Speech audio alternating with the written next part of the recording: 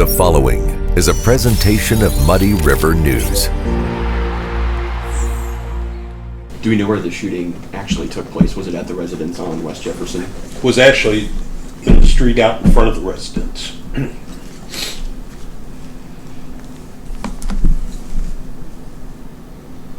Now, were there originally 3 arrested?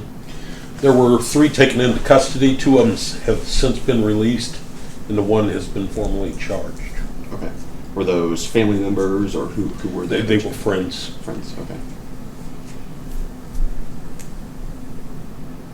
How did the body get to the EMS facility there in town? It was taken by his friends.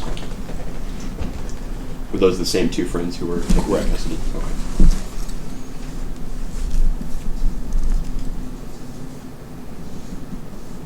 Now, did the call come in,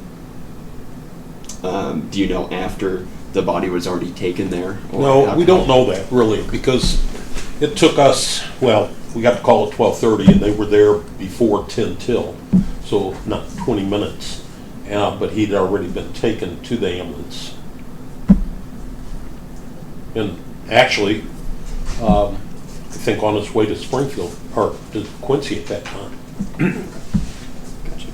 Able to say how many gunshot wounds he sustained or anything? We like don't that? know for sure. The autopsy is scheduled for tomorrow. Okay. We have recovered numerous casings, spent casings.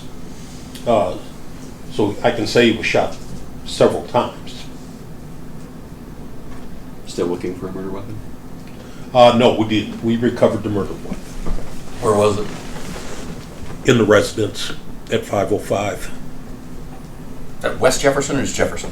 I think it's West Jefferson. West, okay. Yes. Where does, it was mentioned in court a half hour ago, where does he live? I know he lives with his mother and father, but they mentioned Clayton Yes. or Camp Point. Do we know which one? We believe that he lives in Clayton. He being the shooter or the deceased? Well, the deceased, Okay. we believe, lives in Clayton. Okay. Name yet or no? We have a name for the deceased. I don't think we can release it yet. Okay. They're still notifying people, I believe. Okay. We should have it later today, though, Bob. Okay. You say he didn't live in Camp Point? He lived in Camp Point. The victim did. But Shooter lives in Clayton. the shooter's the one that lives in Clayton. Oh, okay. Okay. This one might be for Patrick, but when we were out there earlier, was that him walking around with deputies? Was that the shooter? It was? Okay. Able to shed any light on what he was doing, helping or anything? Okay. We can say he was cooperative.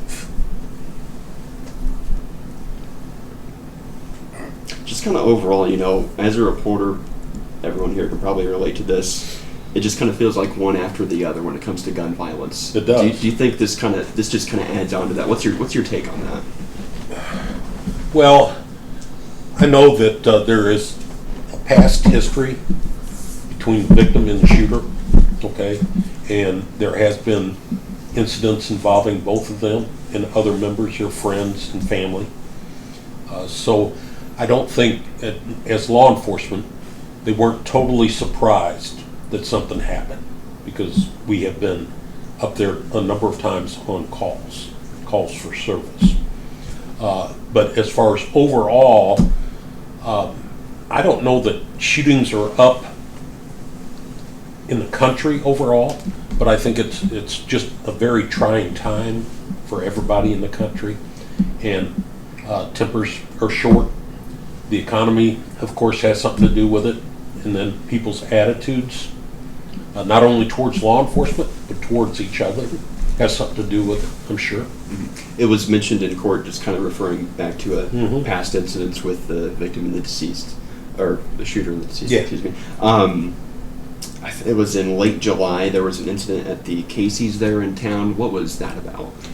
We got called there because of a disturbance, a fight between the victim and several other subjects too. And I don't know if any arrests were made. There were, but the victim wasn't one of them. No. There were several arrests made. I think that's everything I need. So when the victim was dropped off at the EMS station in Camp Point, I know you said the autopsy is not going to be till tomorrow, but in talking to the ambulance drivers, I mean, was he still alive? He was pronounced dead at Blessing Hospital Okay. by the paramedics. You know, they're going to do what they can do to keep the heartbeat going until they get to the hospital. Right. That's just their job. But obviously, once he arrived at Blessing, they pronounced him deceased at that time. Now, I will say that the two other that were taken into custody, the friends of the victim, they actually loaded the victim in their truck and took him to the ambulance headquarters there in Camp Point. What time was that again? It would have been between 12:30 and 12:40, or 12:50. I'm sorry, between 12:30 and 12:50, and because our guys actually stopped that truck over by Coatesburg, and they could see that it had a tremendous amount of blood in it, so on and so forth. So they knew that it was part of the equation. So they took those two into custody, and we impounded the truck because that's part of the crime scene, actually. And the state police are here. They're conducting the crime scene part of it. And they'll be at the autopsy tomorrow as well. He's going to Bloomington, is where we have our forensic pathologist. You said there were multiple shell casings, but he was also struck multiple times. Multiple times. Muddy River News. Our home, our news.